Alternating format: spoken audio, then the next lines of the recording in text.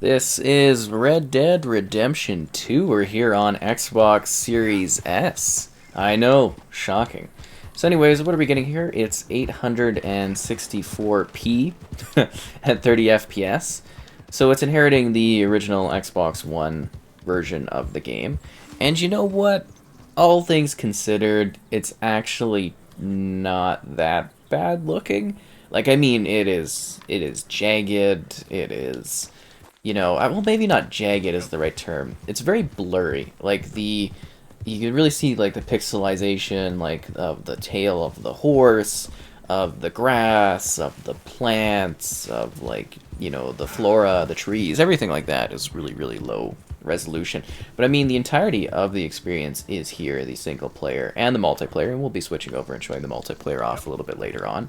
But yeah, I thought this would be a good showcase, and it's actually the first game that I have tried on the Series S. I thought it made the most sense because it's such a popular title. And yeah, so this is the ultimate Western cowboy experience. It is a story that stands on its own, but if you have played, well, Red Dead Redemption 1, I do think you get something more out of it. Should I antagonize this guy? Huh? Look out! No one's getting this horse.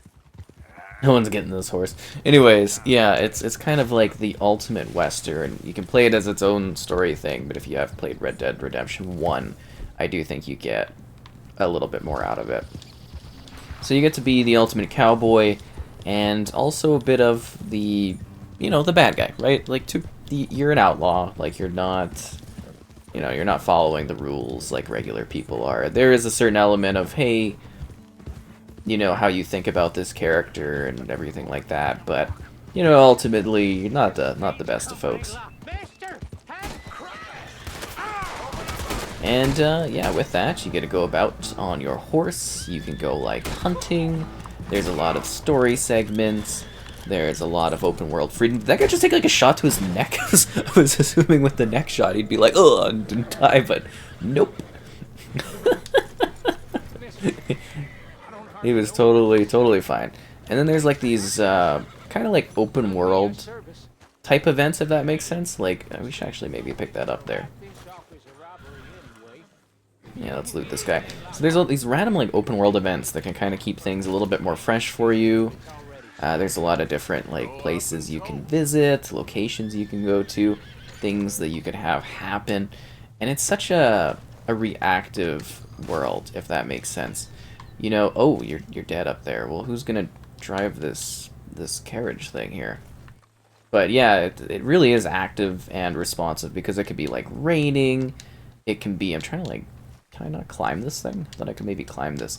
Like, it could be raining, and it can be pouring, it could be sunny, or it can be dark or hot, and there's just a lot going on in this world. There's a lot of things you can do, a lot of things you can see, different biomes, from snowy tops to more of a desert terrain to some more grassy spots and some beautiful, well, I wouldn't necessarily say oceanic, but lake-like properties and stuff like that. And it's really quite a wondrous experience as you go through either the freedom of the massive open world or the more scripted elements of the campaign, where you actually get a very very chunky story, a very healthy story in regards to the amount of stuff you can do in it, and one that almost feels like it never really ends. A cool thing, I did do an interview with this character right here. I know it might be hard to tell with the low resolution, but yeah, that's up on the channel too, if you want to get some more thoughts into the acting and stuff behind this one. Great performance. But seriously, you could, it's like, this is a super never-ending game that you play seemingly forever, having a wild time with it and seeing different things. Oh, jeez.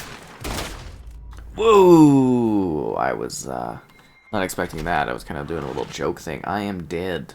Oof, that sucks.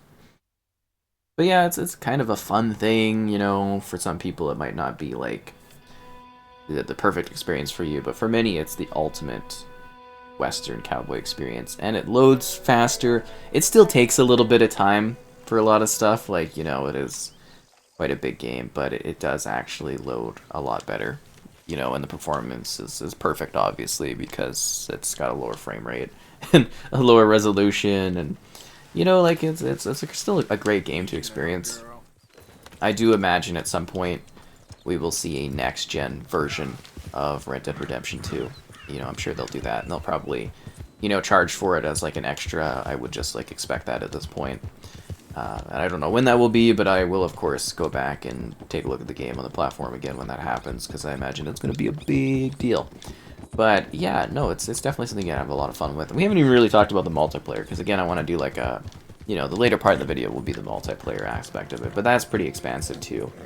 It could be a little bit more like updated, like it doesn't quite get the love that GTA Online does, and I think that's because the multiplayer in this wasn't the success that the GTA Online multiplayer was. Because obviously, you know, if you've played Grand Theft Auto, you've never played Red Dead, the games feel very similar, but it's like, you know, in a Western setting. I do think the game's a little bit more than just that, but, you know, if you want to break it down to, like, its base gameplay style, that would be where you would make the big comparison, is that, hey, you know, this is like, you know, being GTA, but in a Western scenario. You know, coming from the perspective of someone that's, like, maybe never played Red Dead, and you'd be like, oh, okay, I know what you're talking about. But, I mean, I think most people have played Red Dead Redemption. I think they've checked it out. It's... You know, it's really quite beautiful. Like, the details within the environment is nothing short of, like, just wondrous. Like, the amount of terrain detail, what they were able to accomplish with this. You know, this was kind of, well, I don't know if you would even call it late gen. You could, because it's...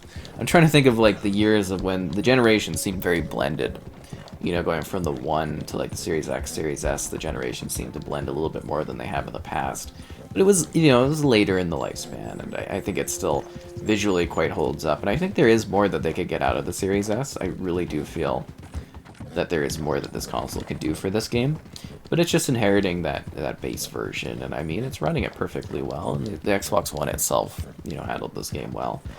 It's just kind of neat to take a look at it here in this particular circumstance, and the town, everything like that. So this is just one of the, you know, the towns with, like, roads. Just so you can get an idea of, like, some of the details here. And there's lots of, like, different things you can do, like, kind of games and activities, if that makes sense, within the greater world, too. It's not just roaming around shooting things. Like, there's people you interact with, and there's different, you know, activities you can do and different things. And what's really cool is the world is, like, very interactive. Like, you know, there's people, there's lots of little, like, signage and cool advertising bits. Like, it's a real place. Like, you know, it feels like a place that's been lived in. People are living actively in it. The NPCs do their thing.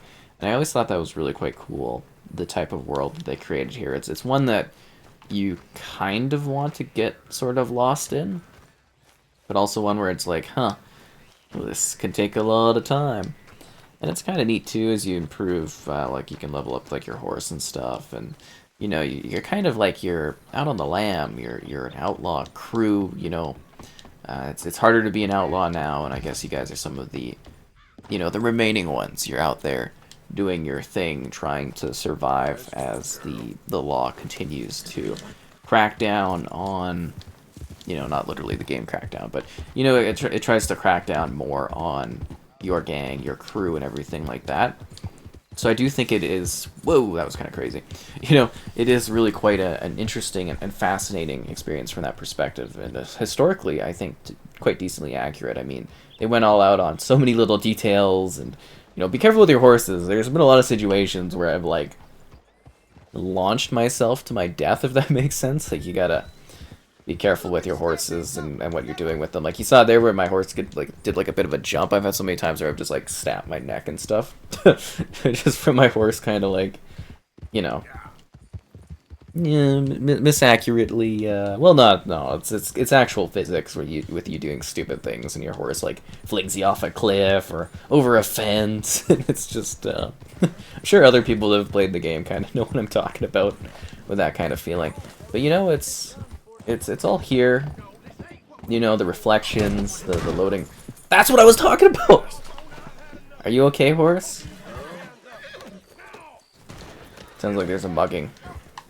And, you know, this is an adult game, too, in regards to, like, the content within it. So, obviously, language and stuff, and graphic detail. It's definitely a mature experience, as Rockstar games are for the most part. And you never know what's gonna happen. Trying to prevent a mugging, gonna get shot. There we go, we did it. I think we saved the day! Just kidding, I think the guy's dead again, and we just, we kind of failed. But you never know what you're gonna end up doing, you're never gonna know what kind of weird situations you're gonna end up exploring. It's beautifully well acted, it's very well put together, you know, I think this version of it actually isn't too bad, but, you know, you're not necessarily getting a huge upgrade over the last gen version of it. There's nothing to really improve it at this current point in time. But I do imagine, you know, down the road we will see something a little bit more, you know, impressive and stuff with it. I do feel that a next-gen version that is, again, an extra buy will probably be an inevitable thing that they do with this one, because there's just too much to miss out on. Like, obviously, you know, if anyone could get away with a next-gen upgrade, the cost, it's definitely going to be Rockstar, right? The day-night cycles, so alongside the weathering, which, you know, something good to mention. As you can see, it's getting darker and stuff like that, but still quite a beautiful scenario. It's just, like, it's much, much lower resolution than what I'm used to. You know, like, obviously, it's a massive gap between the Series X and the Series S in this regard, but it's still a remarkable game. Whoa! Whoa, big crash! You alright there? Are you fine? Yeah, we're cool? Your horse doesn't look too good. It's gonna go ahead and pick that up. Thank you very much. Where you going? Whoa, now, you don't want to do that.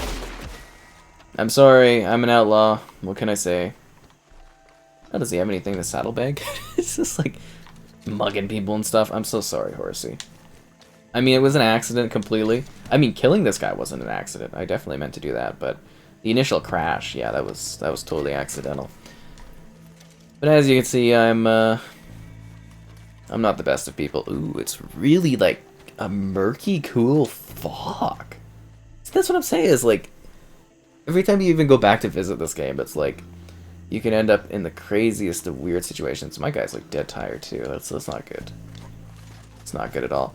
And I'm just saying, it's like you can come back here and you get like truly a game with like a cool purpose for like a photo mode would be this one, just in regards to, you know, the weird visual experiences that you have. Like, this is so cool, and you can tell that there was a lot of love and care put into it, from like the subtle clunks of your horse like breaking dirt to some of the deeper stuff. And you know, there's just like a lot of love that was put into this experience, and I think that absolutely shines through, as it's definitely probably one of the best games ever made, I would imagine. I just wish it was a little bit more taking advantage of these next-gen consoles already, but I imagine that will be coming at some point down the road. But for now, that's basically the Series S campaign element of the experience. I guess it's a good time for us to switch over to the multiplayer, because that's going to be, you know, an absolute bundle of joy, that's for sure. But I'm just so in love with like the weird murky feeling here, you know what I mean? Like, it's so cool looking. I don't think you can necessarily see a whole lot of what's going on, but like atmospherically, this is really, really neat. I love the look of this. It's so like kind of like creepy, and wow, just kind of shows the cool places you can go in this game. Very appreciative of the visuals. They nailed that, and there was love and care in like every single scene and moment within this one. Just wild. Okay, let's go to the multiplayer.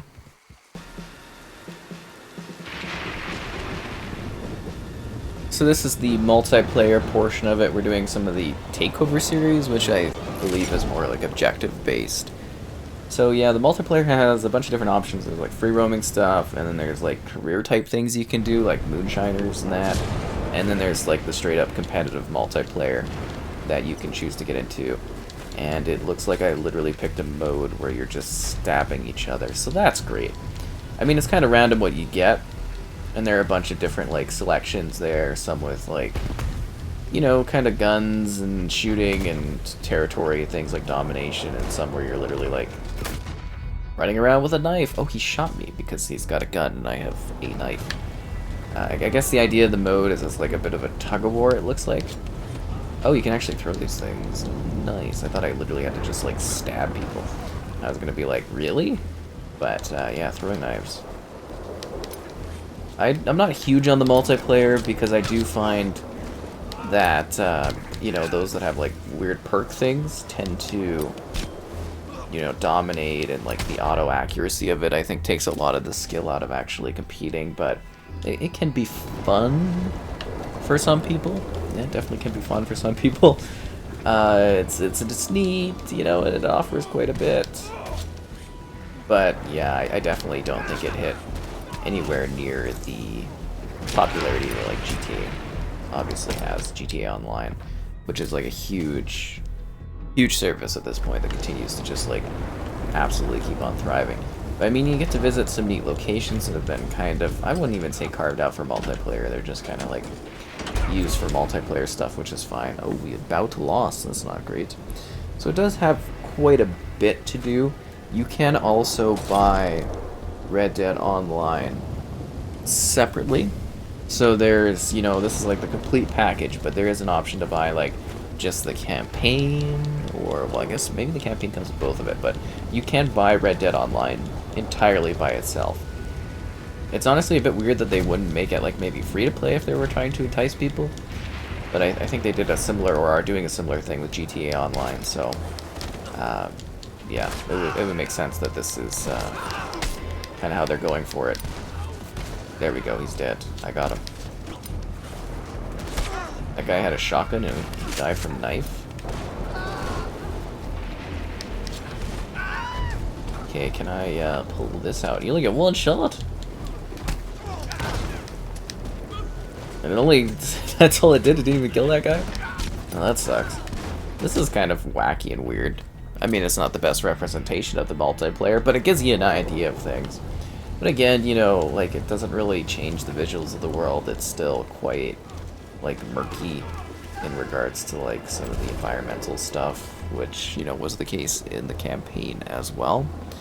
So, yeah, it's just kind of continuing that there. But we've got a custom character as well that you get to use, which is kind of cool.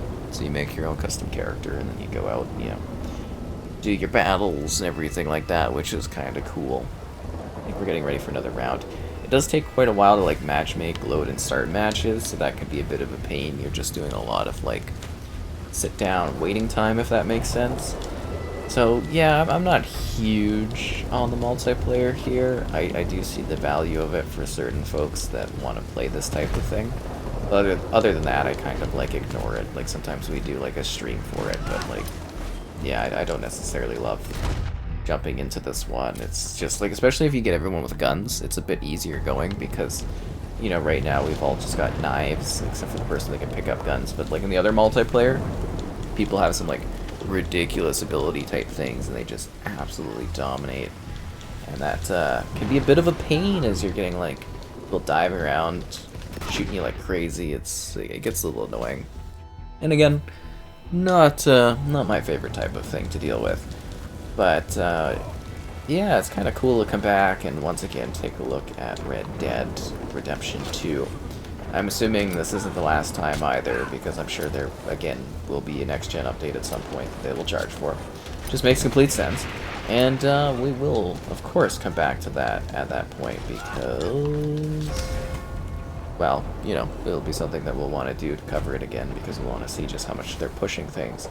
But, you know, this one was very impressive for the last gen, and I think it does offer quite a lot of things that you can do and many things you can experience.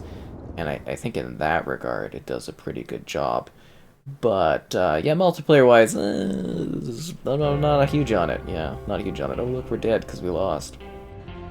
That sucks. I mean, they did have more players than us, but, you know, we tried our best out there in the battle. We definitely worked hard to try to do that.